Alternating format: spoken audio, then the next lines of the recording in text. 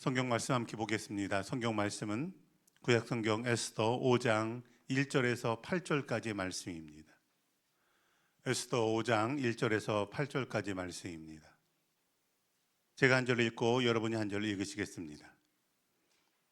제3일에 에스더가 왕후의 예복을 입고 왕궁 안뜰 곧 어전 맞은편에 서니 왕이 어전에서 전문을 대하여 왕자에 앉았다가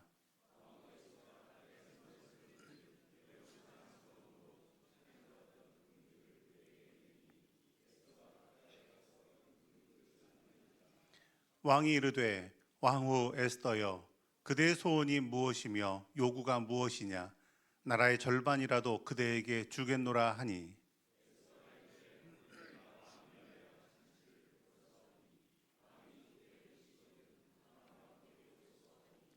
왕이 이르되 에스더가 말한 대로 하도록 하만을 급히 부르라 하고 이에 왕이 하만과 함께 에스더가 베푼 잔치 자리에 가니라.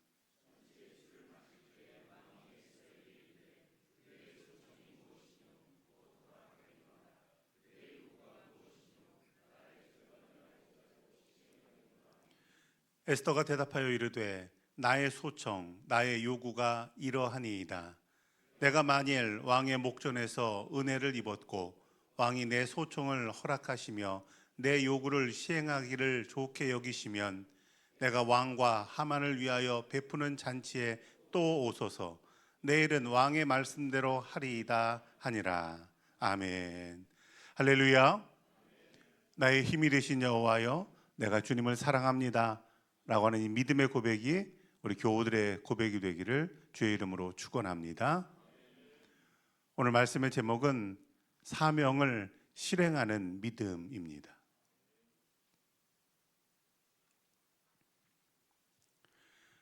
한 사람이 마차를 끌고 가다가 그만 마차 바퀴가 웅덩이에 빠졌습니다.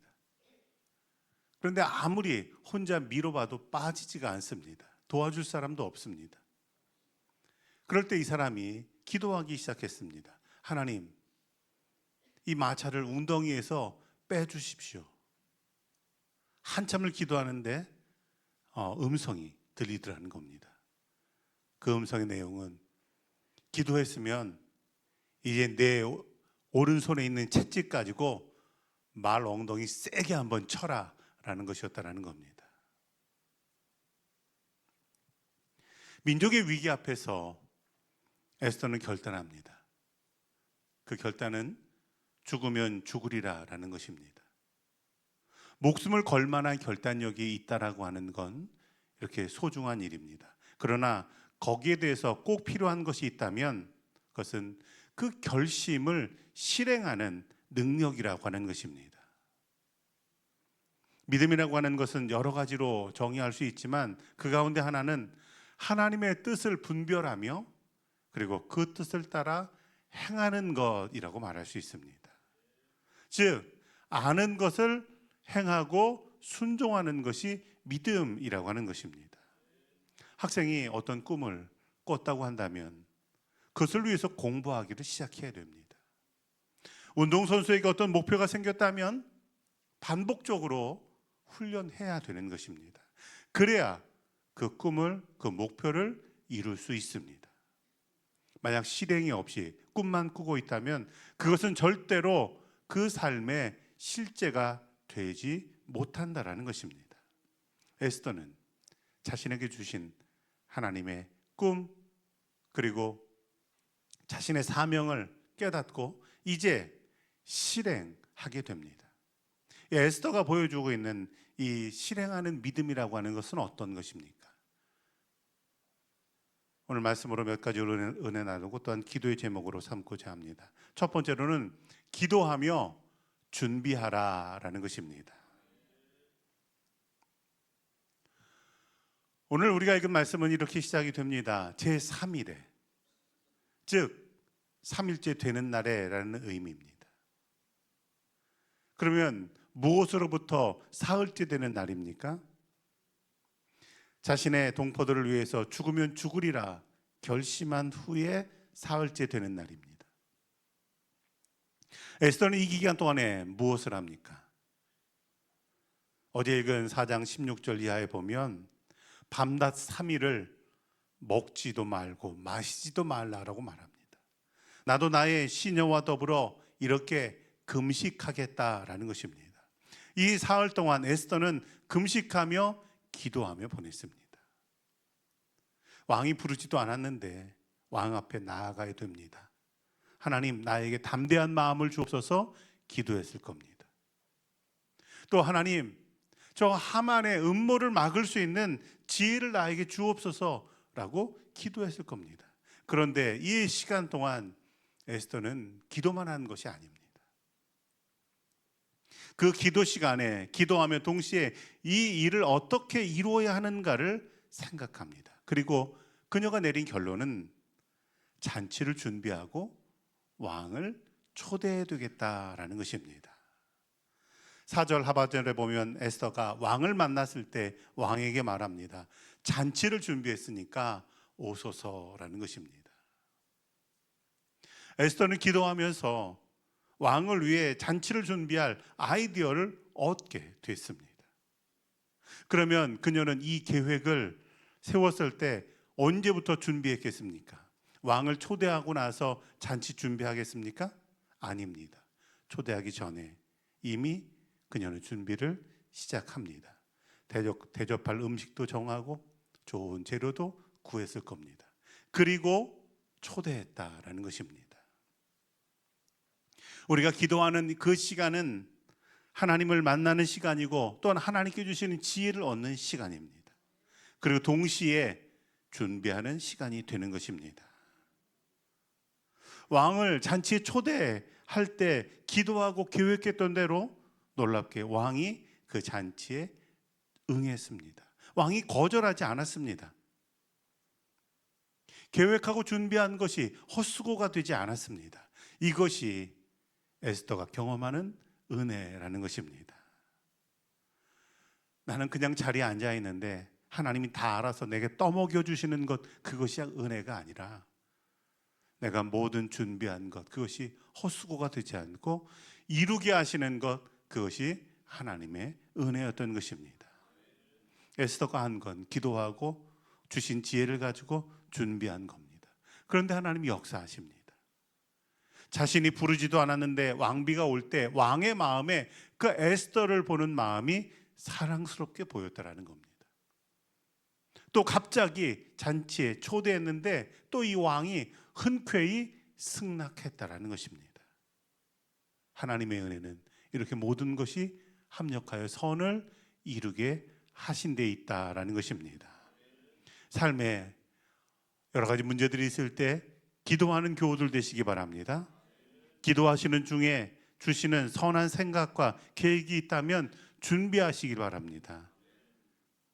그리고 하나님께서 내 삶에 일하시는 것을 경험하는 복된 교우들이 되기를 주의 이름으로 축원합니다. 두 번째로는 믿음으로 생각을 전환하라라는 것입니다. 2절에 보면 왕후 에스더가 뜰에 선 것을 볼 때 매우 사랑스러움으로 손에 잡았던 금규를 그에게 내미니 에스더가 가까이 가서 금규 끝을 만졌다라고 말씀합니다. 왕이 부르지도 않았는데 왕에게 가서 살 길이 있다면 금규, 즉 금으로 만든 지팡이, 영어로는 왕의 홀이라고 부르는 것입니다. 이 끝을 잡는 데 있습니다. 그리고 왕은 생각합니다.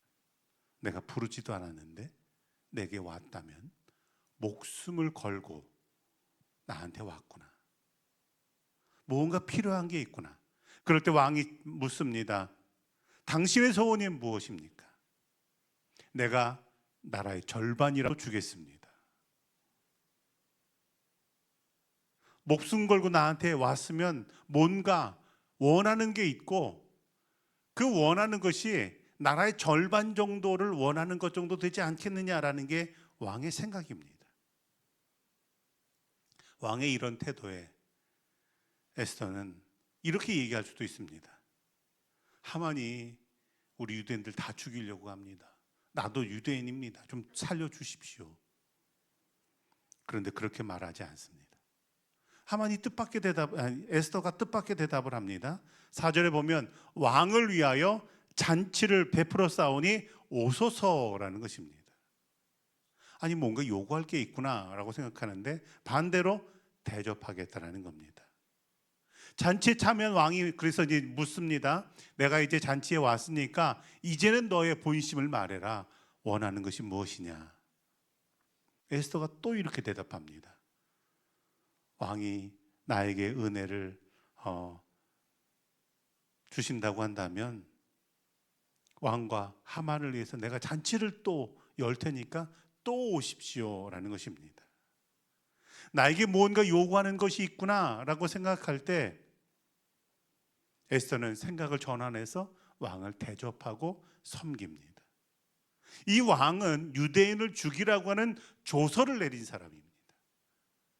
하지만 에스더는 생각을 전환하고 그리고 하나님께서 어떻게 일하시는가를 기대하게 된다라는 것입니다. 한 아이스크림 가게 주인이 있습니다. 겨울이 돼서 아이스크림이 잘 안 팔릴 때 어떻게 할까 고민하는데 근처에서 서커스 공연이 열린다라는 걸 알게 됐습니다. 그래서 서커스 단장을 찾아가서 만납니다. 서커스 단장은 아이스크림 가게 주인이 왔다고 하니까 아이스크림 팔려고 왔구나 생각했습니다. 그런데 이 아이스크림 가게 주인이 뜻밖의 제안을 합니다. 서커스 보러 오는 사람들에게 제가 팝콘을 무료로 증정하겠습니다. 아니 공짜로 관객들에게 팝콘 준다는데 반대할 이유가 없습니다. 그래서 알았다라고 합니다. 정말 아이스크림 가게 주인이 그 서커스 보러 오는 사람들에게 팝콘을 무료로 나눠줬습니다. 사람들은 그 팝콘을 아주 맛있게 먹었습니다. 중간에 이제 서커스가 잠깐 쉬는 시간에 사람들이 서커스장 밖으로 이렇게 나왔더니 거기서 아이스크림 팔고 있습니다. 팝콘을 먹어가지고 목이 마른데 아이스크림 팔고 있으니까 사람들이 다 하나씩 사서 먹고 그래서 아이스크림 다 팔았다라는 이야기입니다. 이 이야기는 사실은 경영학 이론에서 아주 고대 기본적인 그런 이론으로 생각되는 그런 이야기라는 것입니다. 생각을 바꾸라라는 것입니다. 예수님도 생각을 바꾸라고 말씀하십니다. 누가복음 6장 28절 이하에 보면 누가 너를 저주하거든 그를 축복하고 너를 모욕하거든 그를 위해서 기도해라. 이쪽 뺨을 치거든 저쪽 뺨을 돌려대고 겉옷을 달라고 하면 속옷도 거절하지 말아라. 오리를 가자고 하면 심리를 그 사람과 동행하라는 것입니다. 사람들은 살 길을 찾았는데 예수님은 죽음의 길, 십자가의 길을 가셨습니다. 그리고 그 일을 통해서 사실은 하나님의 뜻이 드러나게 되고 그리고 하나님의 역사가 증거되게 되었다라는 것입니다. 때로 나를 힘들게 하고 어렵게 하는 이들이 있습니까? 싸우자고 덤비는 사람들이 있습니까? 그때 오히려 생각을 바꿔서 싸울 것이 아니라 섬기고 대접하는 그런 교우들 되시기 바랍니다. 그럴 때 하나님께서 그 일을 통해서 나도 깨닫게 하시고 다른 사람도 깨닫게 하시며 다툼과 분쟁이 아니라 화해와 일치를 이루게 하실 줄로 믿습니다. 마지막으로는 하나님의 시간을 기다리라라는 것입니다. 2번이나 잔치 자리에서 얘기했는데도 에스더가 요구를 얘기하지 않습니다. 왕이 더 궁금합니다. 하지만 에스더는 서두르지 않았습니다. 기도했고 준비했지만 동시에 하나님의 때를 기다립니다. 하나님의 역사를 기다립니다. 그리고 하나님의 역사는 사람의 생각과 방법이 아니었습니다. 전혀 다른 데서 시작합니다. 오늘 우리가 읽지는 않지만 에스더 6장 1절에 보면 그날 밤은 언제입니까? 잔치에 갔다가 돌아온 밤입니다. 왕이 잠이 오지 않으므로 명령하여 역대 일기를 가져다가 자기 앞에서 읽혔다라는 것입니다. 왕이 잠이 들지 않을 때 할 일들이 얼마나 많이 있겠습니까? 그런데 왕이 선택한 건 궁중에서 있었던 일들을 기록한 그 역사를 가져다가 읽으라는 겁니다.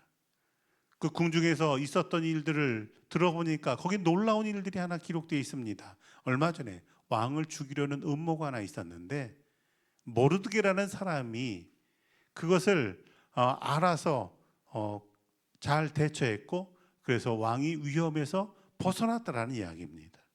왕은 그걸 모르고 있었습니다. 이 이야기를 들은 왕은 모르드게에게 상을 줘야 되겠다라고 생각하게 되었다라는 것입니다.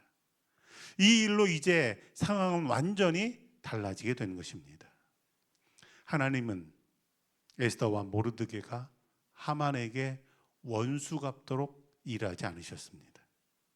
하만의 거짓말과 교만이 드러나게 하셨고, 그래서 결국은 스스로 무너지게 하셨다라는 것입니다. 성경은 말합니다. 스스로 원수 갚지 말고 오히려 그를 섬기라는 것입니다. 그래서 그 숯불을 그 위에 머리에 쌓으라는 것입니다. 하나님께서 일하시기 때문인 것입니다. 때로 우리는 하나님이 지금 도와주셔야 되는데, 지금 당장 하나님 움직이시면 좋겠는데 라고 생각합니다. 지금 바로 하나님께서 간섭하시면 하나님 좋겠습니다 라고 마음 먹을 때 있습니다. 그러나 하나님의 시간은 때로 우리와 같지 않습니다. 그리고 그때 필요한 것이 있다면 성령의 열매 가운데 하나인 인내라는 것입니다. 인내는 하나님의 역사를 기다리는 믿음입니다. 하나님의 시간을 기다리는 것입니다. 그리고 인내 그 끝에 하나님께서 소망을 우리에게 더해 주신다라는 것입니다. 오늘 하루도 믿음을 가지고 나아갈 때 기도한 것 있으면 실행하고, 준비한 것 있으면 도전하고 결단하는 교우들 되기를 주의 이름으로 축원합니다. 참 좋으신 아버지 하나님 감사합니다. 오늘 하루도 아버지 하나님 우리에게 주신 지혜를 가지고 담대하게 하루를 살아갈 수 있도록 도와주시옵소서. 좌로나 우로나 치우치는 것 아니라 주님 주시는 기쁨의 길을 걸어나갈 수 있도록 도와주시고, 무엇보다 하나님의 시간을 사모하며 나아가는 복된 발걸음이 되게 하여 주시옵소서. 감사드리며 예수 그리스도 이름으로 기도드리옵나이다. 아멘. 하늘에 계신 우리 아버지여, 나라가 임하시오며 뜻이 하늘에서 이루어진 것 같이 땅에서도 이루어지이다. 오늘 우리에게 일용할 양식을 주시옵고, 우리가 우리에게 죄 지은 자를 사하여 준 것 같이 우리 죄를 사하여 주시옵고, 우리를 시험에 들게 하지 마시옵고 다만 악에서 구하시옵소서. 나라와 권세와 영광이 아버지께 영원히 있사옵나이다. 아멘.